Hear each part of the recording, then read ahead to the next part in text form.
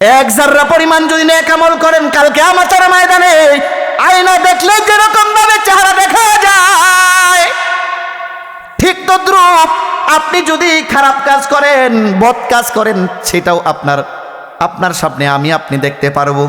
এই মাঝারি লাল একটা পিঁপড়া, ছোট একটা পিঁপড়া একবারে লোকমা যতটুক ভিতরে ঢুকাইতে পারে, ওই লোকমাটাকে 7 ভাগ করলে 7 ভাগের 1 ভাগ হইল এক জাররা নেক আমল করলেও সেটা কাল কিয়ামতের ময়দানে আপনি দেখতে পারবো। 1 জাররা পরিমাণ খারাপ আমল করলেও সেটা আপনি দেখতে পারবো। তাহলে বোঝা গেল আজকে সকাল থেকে এই পর্যন্ত আমার কয়টা গুনাহ হয়েছে, সেইগুলি আমার লিপিবদ্ধ হয়ে গেছে। কয়টা গুনাহ করছি আমি সন্ধ্যা থেকে এখন পর্যন্ত, কয়টা গুনাহ আমার হয়েছে, হাতের গুনাহ কয়টা হয়েছে, চোখের গুনাহ কয়টা হয়েছে, পায়ের গুনাহ কয়টা হয়েছে আমি কিন্তু বলতে পারি না, কিন্তু ফেরেশতা কিন্তু 2 জন 2 কাঁধে আছে। এই জন্য হাতেরও হিসাব হবে। কি আল-ইয়াওমা নাখতিমু আলা আফওয়াহিহিম ওয়া তুকাল্লিমুনা আইদিহিম ওয়া তাশহাদু আরজুলুহুম বিমা কানু ইয়াকসিবুন। সূরা ইয়াসিনের মধ্যে আছে, কি আছে? হাতের হিসাব হবে। হাত আল্লাহর সাথে কথা বলবে, হাত সাক্ষী দিবে।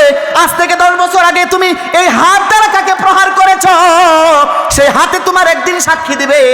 অন্যায়ভাবে তুমি ওই ব্যক্তিকে থাপ্পড় দিয়েছো, তাহলে এটাও লেখা হয়ে গেছে। তুমি মুখ দ্বারা অমুককে তুমি গালি দিয়েছো, এইটাও সাক্ষী হয়ে গেছে। তুমি এরকম পায়ে দ্বারা তুমি খারাপ কাজ করছো, সেই পাও তোমার সাক্ষী দিবে। কোনো বাঁচার উপায় নাই, কোনো বাঁচার উপায় নাই। কি উদ্দেশ্যে? আল্লাহ পাক রব্বুল আমিন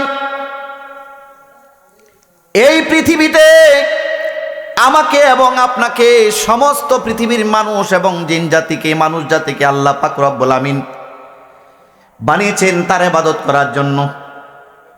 আল্লাহ পাক রব্বুল আমিন কুরআনুল কারীমের মধ্যে বলেন, ওয়ামা খলাকুতুল জিন্না ওয়াল ইনসা ইল্লা লিয়াবুদুন। আমি আল্লাহ পাক রব্বুল আমিন মানুষকে বানিয়েছি আমার ইবাদতের জন্য, জিনকে বানিয়েছি আমার ইবাদতের জন্য। সেই ইবাদত যদি আমরা না করি, তাহলে আল্লাহর যে উদ্দেশ্য, সেই উদ্দেশ্য ফৌত হয়ে যায়, নাই থাকে না। আমরা দুনিয়াতে, আমরা এখানে যারা আছি, অনেকে প্যান্ট পরি না, প্যান্ট পরি, প্যান্টের ভিতর দিয়ে আবার একটা টাইট ছোট্ট একটা পিতা পরি না, এটা কি বলে? বেল্ট বলে। ওই বেল্টটার মধ্যে একটা ছোট্ট একটা এরকম বসির কাটার মধ্যে হুক থাকে। এই হুকটা কোনো কারণবশত যদি ভেঙে যায়, তাহলে এই বেল্টটা আর পড়তে পারে না। তাহলে ওই মালিক আর সেই বেল্টটাকে তার সাথে রাখে না, ফেলে দেয়, নষ্ট হয়ে যায়। আরো সহজভাবে বুঝবেন, আপনাদের এলাকার মধ্যে মসজিদের সামনে একটা বড় ঘড়ি লটকানো আছে না নাই? উদ্দেশ্য কি? সেই ঘড়িটা দেখে যাতে অত্র এলাকার মানুষেরা নামাজ পড়তে পারে, নামাজ পড়ে যাতে 5 ওয়াক্ত নামাজ সময় মতো টাইম দেখে নামাজ পড়তে পারে, এই উদ্দেশ্য করে না আর কিছু। যদি ওই ঘড়িটা সময় মতো টাইম না দেয়, তাহলে ওই ঘড়িটার কোনো মূল্য নাই মুসলমানের কাছে। তাহলে ওই ঘড়িটা ওই এলাকার মানুষ, মুয়াজ্জিন সাহেব, ইমাম সাহেব ওই ঘড়িটা ওইখানে আর লটকায় রাখবে না। কেন? এইটার উদ্দেশ্য আমি সেখানে পাচ্ছি না, এই জন্য এই ঘড়িটা দূরে সরায় রাখবে অথবা ফেলে দিবে। ঠিক তদ্রূপ আল্লাহ পাক রব্বুল আমিন আমাকে আপনাকে যেই জন্য এই পৃথিবীতে সৃষ্টি করেছেন, সেই উদ্দেশ্য যদি আল্লাহর না হয়, ইবাদত বন্দেগী না হয়, ওই ঘড়ি যেরকম ফিতকায় ফেলে দিয়েছে মুয়াজ্জিন, ইমাম সাহেব আর মুসলমান ভাইরা, আমাকেও আপনাকেও আল্লাহ পাক রব্বুল আমিন দূরে সরায় রাখবেন, কোনো কাজ আমাদের দ্বারা নেবেন না। ঠিক কিনা? তাহলে এই পৃথিবীতে বাজারে যাবেন কাপড় কেনার জন্য, 1 নাম্বার আছে না নাই বলেন? মধু কেনার জন্য বলে এটা খাঁটি মধু কিনা। বাজারে ঘি কিনবেন, এটা খাঁটি ঘি কিনা। দুধ কেনার জন্য বাজারে যাবেন, এটা ভালো দুধ কিনা।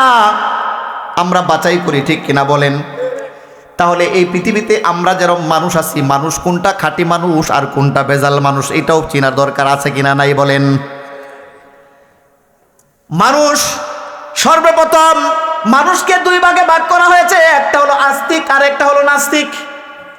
আস্তিক যারা আল্লাহ তাআলাকে ভালোবাসে, আর যারা নাস্তিক আল্লাহ এবং আল্লাহ রসুলকে মানে না, এরা নাস্তিক। নাস্তিকরা আমরা সবাই চিনি, যারা আল্লাহর কথা মানে না, নবীর কথা মানে না, এরা হলো নাস্তিক। আর আস্তিকের মধ্যে আবার দুই ধরনের আস্তিক, যারা আল্লাহ তাআলাকে ভালোবাসে এরা হলো আস্তিক। আস্তিকের মধ্যে হলো আবার দুইটা, একটা হলো মানুষ মুমিন, আর একটা হলো কাফের। কাফের এরাও মানুষ, কি বলেন ঠিক কিনা? কাফের এরাও মানুষ, এরা কাফের দেখলেই বোঝা যায় এরা কাফের, আল্লাহকে অস্বীকার করে, এরা কাফের। কিন্তু আরেকটা হলো মুমিন।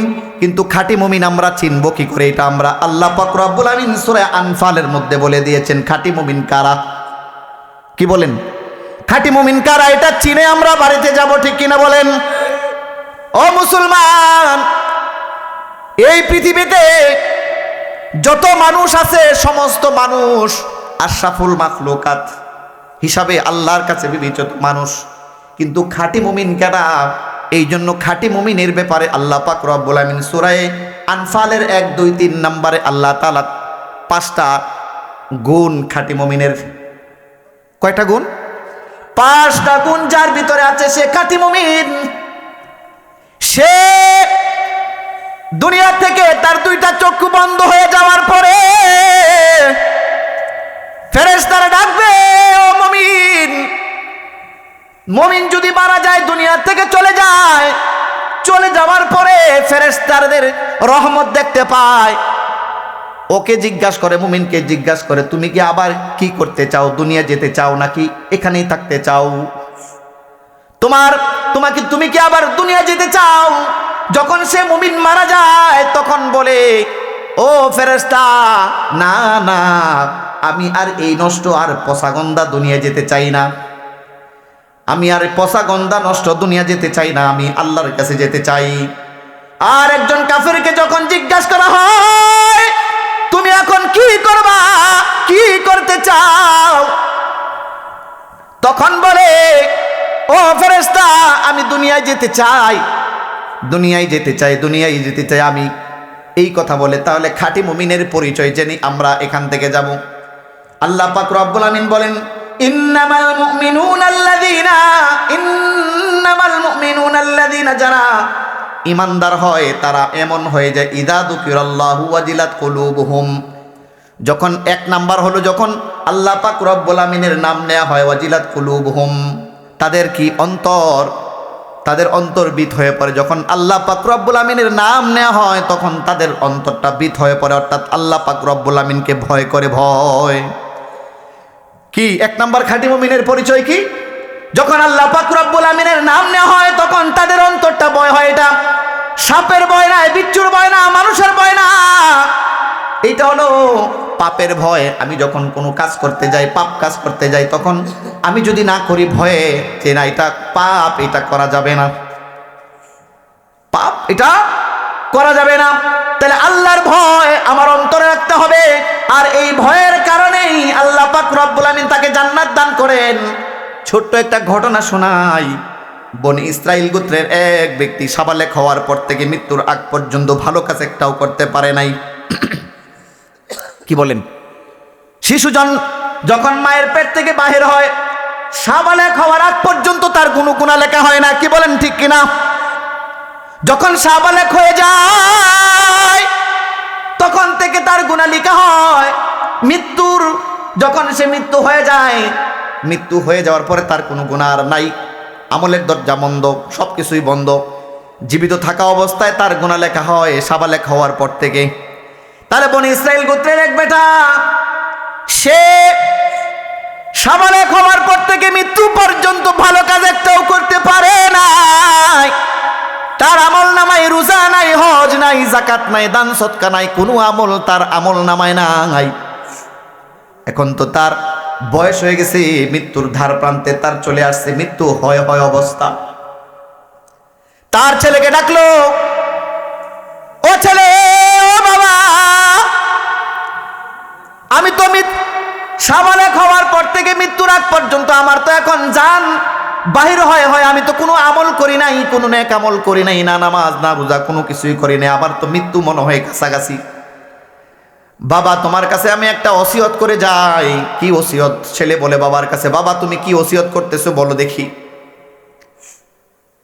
বাবা বলে আমি তো ভালো কাজ একটাও করতে পারি না বাবা, আমার মৃত্যু হওয়ার পরে তোমরা আমাকে আমার লাশটাকে পুইরা আগুন দেয়া ছাই করে নদীর মধ্যে ভাসায় দিবা।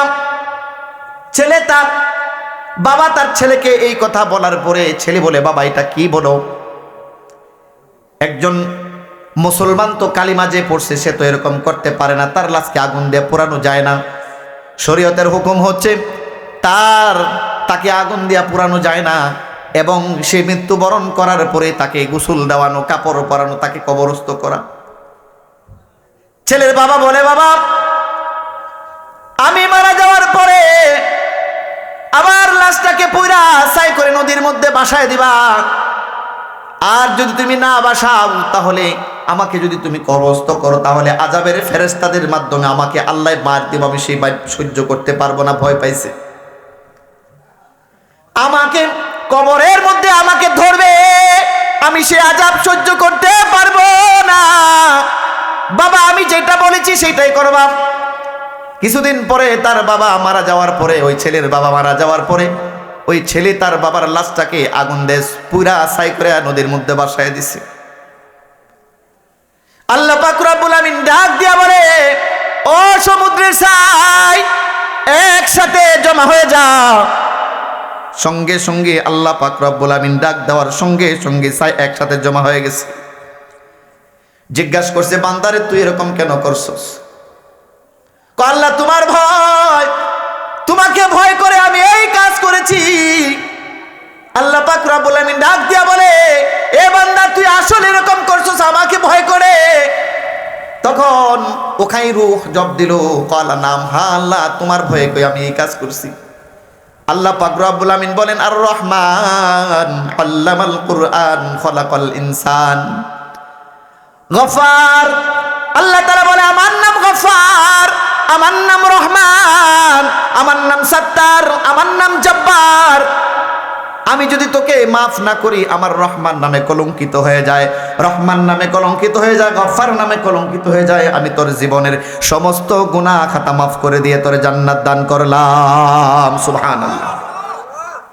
তাহলে ভয়, এটা আল্লাহ তাআলাকে ভয় করতে। আল্লাহ পাক রব্বুল আমিন কোরআনুল কারীমের আরেক জায়গায় বলেন ইয়া আইয়ুহাল্লাযীনা আমানুত্তাকুল্লাহ, হে ঈমানদারেরা তোমরা আল্লাহ পাক রব্বুল আমিনকে ভয় করো, ভয় করার মতো। ওয়ালা তামুতুন্না ইল্লা ওয়া আনতুম মুসলিমুন, এবং প্রকৃত মুসলমান না হইয়া তোমরা কবরে আসিও না। প্রকৃত না মুসলমান না হইয়া কবরে আসার জন্য নিষেধ করতেছে। এই জন্য আল্লাহ তাআলাকে ভয় করার তিনটা মাকসাদ। কি তিনটা মাকসাদ? এক নাম্বার মাকসাদ হলো হালাল রিজিক অন্বেষণ করা, হালাল হালাল, তো হালাল আমাকে খাইতে হবে। দুই নাম্বার ওয়াসওয়াসা সে খানা সে বাঁচনা, সমস্ত সন্দেহযুক্ত খাবার থেকে বেঁচে থাকা। শিরিক কুফর আর শিরিক সে বাঁচনা, শিরিকি গুনাহ কুফরি গুনাহ থেকে আমাকে বেঁচে থাকতে হবে। বলে কি সন্তান দেওয়ার মালিক একমাত্র আল্লাহ, কিন্তু আমাদের মা বোনেরা সন্তান যখন হয় না তখন বিভিন্ন বটগাছের মধ্যে সুতা টানায় দিয়ে আসি, বিভিন্ন বটগাছের গোড়ার মধ্যে মোমবাতি জ্বালায় দিয়ে আসি, আসি না নাই? কি বলেন আছে না? বহুত মানুষ আছে বটগাছের গোড়ার মধ্যে মাথা দিয়া হাই হাই করতেছে আমার একটা সন্তান দাও। বলে সন্তান দেওয়ার তো মালিক একমাত্র আল্লাহ, আল্লাহ ছাড়া কেউ সন্তান দিতে পারে না। এই জন্য কুফরি এবং শিরকি গুনাহ করা যাবে না। লা তুশরিকু বিল্লাহি শাইআন আও কুতিআতুম আও হুররিকতুম আও সুল্লিবতুম, তোমাকে যদি হত্যা করা হয়, তোমাকে যদি আগুনের মধ্যে জ্বালায়া দেওয়া হয় এবং তোমাকে যদি ছুলিতেও চড়ানো হয়, তারপরেও আল্লাহর সাথে শরীক করা যাবে না, শিরিক করা যাবে না, শিরিক করতে পারবা না। বলে শিরকি গুনাহ ক্ষমা করবেন না। সমুদ্রের ফেনা পরিমাণ যদি গুনাহ হয় কোনো বান্দার শিরিক ছাড়া, তাহলে আল্লাহ পাক রব্বুল আমিন মাফ করে দিবেন, কিন্তু শিরকি গুনাহ আল্লাহ তাআলা ক্ষমা করবেন না। কি বলেন? দুনিয়ার মধ্যে যেরকম আমি আপনি থাকি, এখানে ভালো কে খারাপ কে আমরা তো কেউ জানি না, কে ভালো কে খারাপ।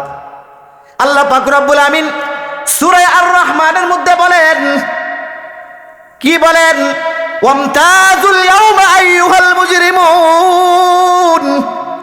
আল্লাহ পাক রব্বুল আমিন কাল কিয়ামতের ময়দানে ডাক দেয়া বলবেন, হে অপরাধীরা তোমরা এক কাতারে যাও, আর যারা নিরপরাধ আছো তোমরা আরেক কাতারে যাও। দুনিয়ার মধ্যে তোমরা একসাথে চলছিলা, ভালো খারাপ একসাথে চলছো, কিন্তু কে ভালো আর কে খারাপ সেটা চিনার কোনো উপায় নাই। কিন্তু সেখানে যখন ডাক দিবে যে কে অপরাধী সে এক কাতারে যাও, আর যে নিরপরাধ সে আরেক কাতারে যাও। নিরপরাধরা অপরাধীর কাতারে, আবার অপরাধীরা আবার নিরপরাধের কাতারে যাওয়ার কোনো সুযোগ নাই।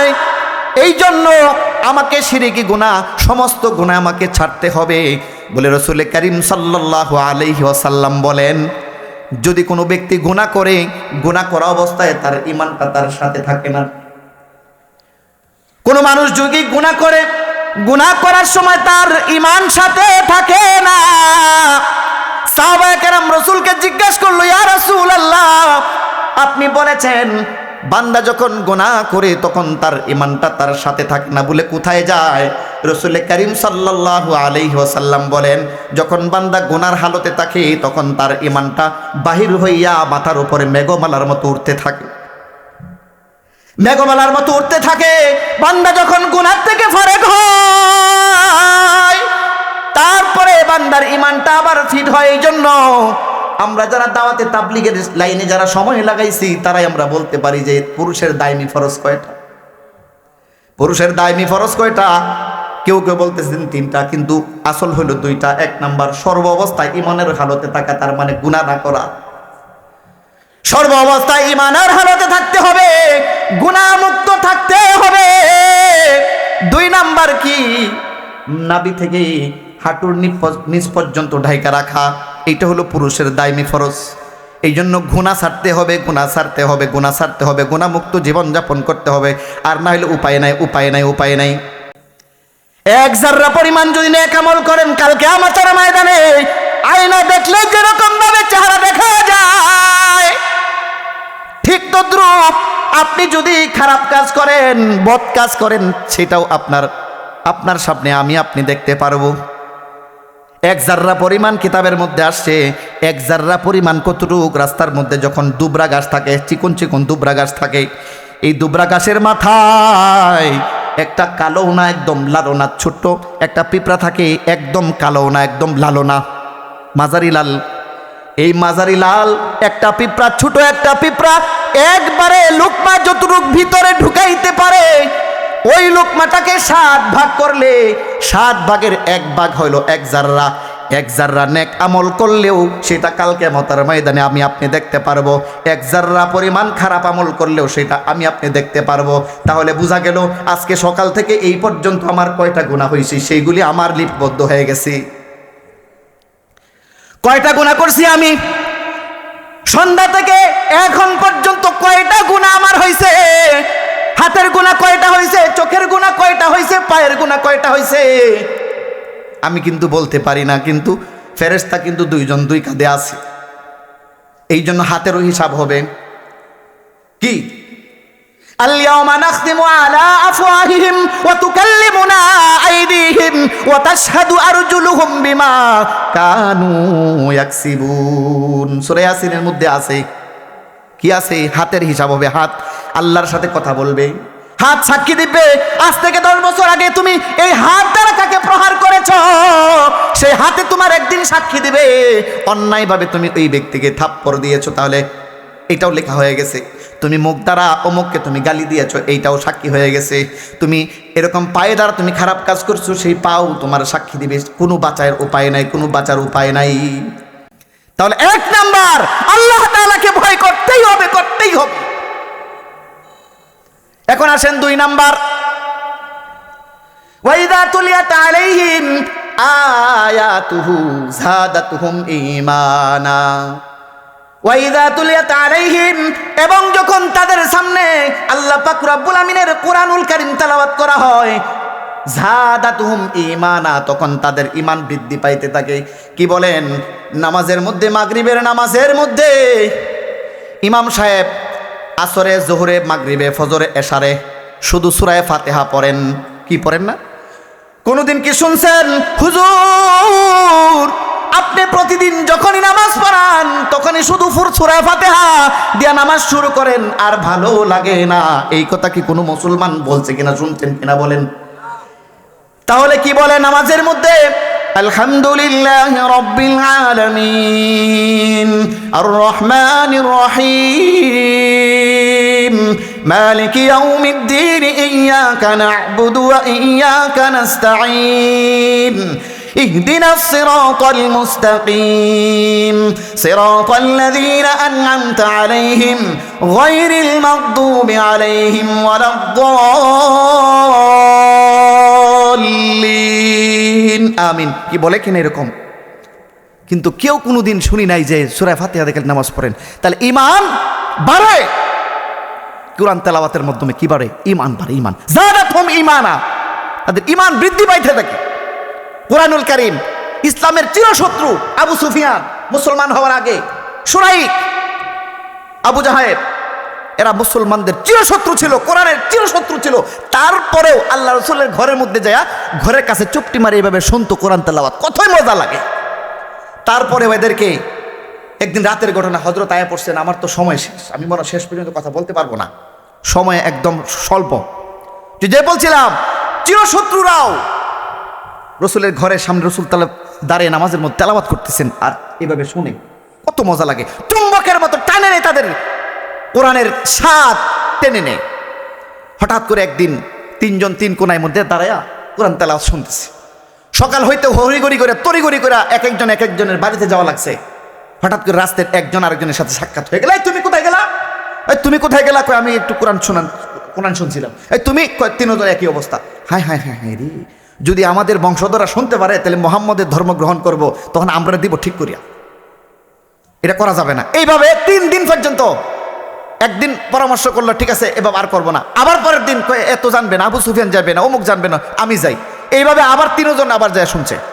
এইভাবে 3 দিন পর্যন্ত গেছে। তারপরে কোরআনের স্বাদ এত, যারা মুসলমানদের চিরশত্রু ছিল তারাও কোরআনকে মহব্বত করত। সুবহানাল্লাহ। এই জন্য যে যত বেশি কোরআন তেলাওয়াত করবেন, রাসূল কারীম সাল্লাল্লাহু আলাইহি সাল্লাম বলছেন, আপনারা যারা এখানে আছে কোরআনের হাফেজ হইতে পারে নাই, কোরআন শিখতে পারে নাই, এই জন্য যে ব্যক্তি এরকম তার নাতিনাত করে দিয়ে কোরআন পড়াইবে, বা স্কুলের মধ্যে কোরআন হয় না, স্কুলের মধ্যে কোরআন হয় না, 10 বছর 15 বছর পড়াইবেন, স্কুলে কোরআন শিক্ষা করতে পারবে না না না। এই জন্য আমার ছেলেকে কি করব? কোরআনুল কারীম শিক্ষা দিব। এই জন্য কবি বলেছেন, যার অন্তরের মধ্যে কোরআন আছে এটা হলো জান্নাতের ঘর, যার অন্তরের মধ্যে কোরআন নাই এটা শয়তানের ঘর। এই জন্য কবি বলেছেন, কোরআন শিক্ষা কর মুসলমান, কোরআন শিক্ষা কর, নোবেল নাটক ছেড়ে দিয়ে খোদার কোরআন পড়। কোরআন শিক্ষা কর মুসলমান,